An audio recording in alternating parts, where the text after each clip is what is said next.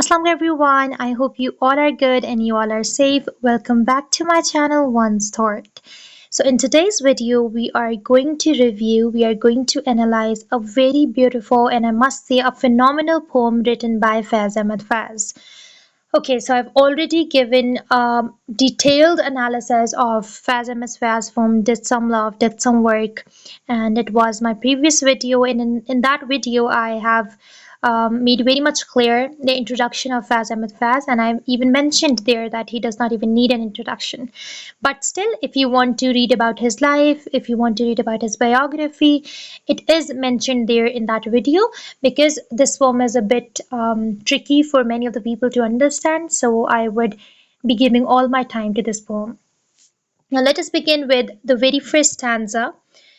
The first stanza says, Night comes down, the fountain inside, every pain is released. Morning arrives, the stitches of every wound unravel, high noon blazes, all my veins begin to bleed. Evening deepens, I come face to face with the monster known as fear. So let me tell you the meanings of many of the words which you might not be familiar with. So unravel, it means to, come apart or become untangled. So you're like reopening something, you're revealing something. So unravel, like revealing something. So wound unravel, so you're reopening the wound. So it is the reopening of the wounds. So when night comes down, the fountain inside every pain is released. So the pain it is released whenever the night comes down. So, what is the night doing? Is the night responsible for your pain? If not, what is responsible? Why it is unraveling? Why it is revealing the wounds that have been covered many time ago, or that have been covered many years ago, right? So the slave night comes down. So the slave night it tells you that it is a night that makes you a slave, a night that makes you feel as if you are alone, a night that makes you understand that you have no worth, a night that reveals all your hidden pains. So it is, you know, it is just making you more anguish, it is bringing intense suffering to you. So when it comes to the slave night comes down, the fountain inside every pain is released. Then unravel means the reopening of the wounds. Then high noon blazes. Blazes means to, identify or to make the readers identify the intensity of the speaker's pain, right? So blazes is used for that. And blazes means to burn fiercely or intensely. Now, evening deepens, I come face to face with the monster known as fear. Now, if we look at the whole stanza in one go, so it describes the speaker's suffering, which varies with each time of day. The night, it is bringing pain, morning is bringing anguish, and noon, it brings intense suffering, and evening, it brings fear. So, look at how beautifully the poet has let us understand the suffering that he is going through, the words that have been used. And through the temporal, I must say, the temporal description of that pain, that each and every time, each time in the day, it is bringing something that is intensifying that pain and that suffering the speaker is going through, right? So, this is what the first stanza means. Now, if we could look at the vivid imagery inside there, fountain inside every pain, fountain inside every pain. The stitches of every wound unravel. Veins begin to bleed. So it emphasizes the intensity of the speaker's emotions. And you could even imagine, the the fountain that is not carrying water but pain. The stitches of every wound they unravel. So stitches is to to heal the wounds. But those stitches, they're actually unraveling the wounds. So look at the beauty of the words that the speaker, the writer, or the poet have used here. Then veins begin to bleed. So it is not your skin that is bleeding, it is your vein that is bleeding. So, when we say that the pain is not that visible when you are sitting among people, you're trying to hide it. but it is somehow inside you. So you're the only one who could see it, who could feel it. Nobody else could. So veins begin to bleed. It is not your skin, the outer one, but inside the skin, the veins, they are bleeding. So not your body, not the physical pain, but the pain of your soul, something that is triggering you, something that is torturing you, something that is haunting you, right? So moving towards the next stanza, this is my declension. Now, declension means to decline, or it is like it implies the downward, I must say, the spiral of suffering, because we are talking about suffering. So it's more like the spiral of suffering that goes on and on and on. The chains of ours. Now, it is, of course, supporting the first line, which is the declension, the decline of the chain of the hours. Now, what is that chain? Morning, noon, and night. My miserable trudge from eternity to eternity. So now into eternity, it means infinite time, or the state of timelessness, right? So timelessness is like the pain that is never ending, and it is infinite. You cannot even imagine that. You cannot even, count that, or you cannot even put it somewhere where you are capable of measuring it. So you cannot measure it. So it is a very short stanza of like three lines, and here the speaker, he describes, the never-ending cycle of suffering. Like with each hour, it is bringing its own unique torment.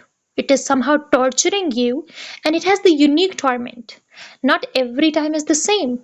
Like I said earlier in the first stanza, that something that is bringing fear, then another thing is bringing pain, then another thing is adding intensity to it. So it is a unique torment that every time is bringing with it, right? So it is the never ending cycle of suffering.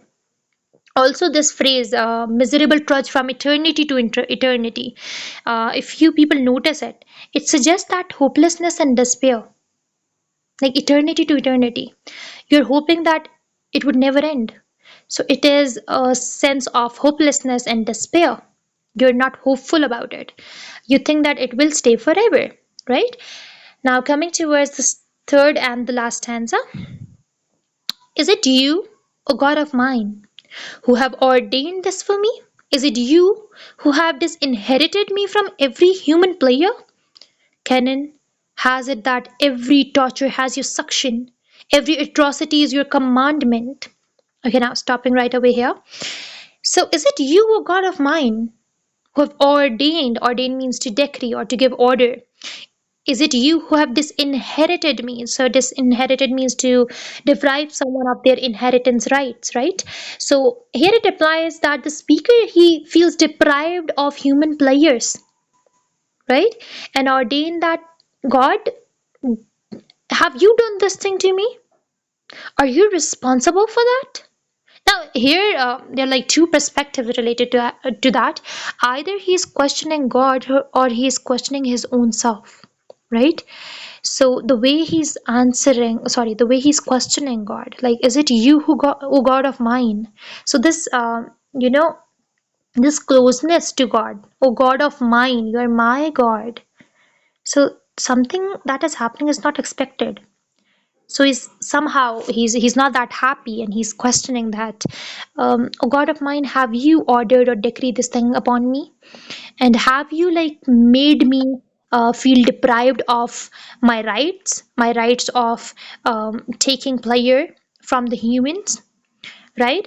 Now the canon refers to the general law or the rule, and here it is very much significant to that of the religious doctrine. So it says that the canon, right? Canon has its that every torture has a suction, right? The suction is more like related to law and order when you're passing that punishment to someone. So he says that the law and order, it is giving me the punishments that are torturing me forever. It is never ending pain. It is never ending suffering. So every atrocity, now atrocity means to a cruel or an inhuman act. So again, it shows and it refers to and it implies the extreme suffering is your commandment. Commandment means to the divine command or instruction, right? So now here in this stanza, The speaker questions the nature of God and whether their suffering is the result of divine decree, right? So this phrase, like canon has it, suggests that the speaker, he is aware of the traditional religious narrative, but is questioning its validity, right? So is he questioning the validity? Is he making himself understand that you need to get out of it because this is what God has decree upon you, right? So you can deal it with these two perspectives. Either he's questioning God for that, or he's questioning himself or making himself understand that he has to get through it because it is an order of God and he cannot decline that, he cannot get away with it. Now this one is the last stanza. um, the one that we have just discussed, it was the third stanza. I mistakenly called it the last one, but we do have the last one with us too. So you, the just one. Now look at the one, one being capitalized. So he's talking about God. Should I denounce? Denounce means to announce your judgment. Can I accept this canon, this law and order that you have passed against me or for me? Can I believe that you exist? Now, see, there are many rhetorical questions used right now over here in this last stanza. Again, it could be a question, it could be an answer to his confusions, it could be an answer to his sufferings, it could be something that is making him understand his worth in the life, right? So, you, the just one, should I denounce your judgment? Can I accept this canon? Can I believe that you exist? So, the speaker, he is definitely torn between their faith and their doubts. Now, he's questioning that. He can accept the idea of a just God who allows suffering. So again, the same thing. Either he's questioning his power or he's letting himself understand the idea of a just God who allows suffering. So God is not someone who's always giving you pleasures. God is not somebody who's always helping you out, but He's helping you through your sufferings as well. He tests you too. He put you in trials too, and then let you shape yourself. Then let you understand your identity and your existence in the world. Right?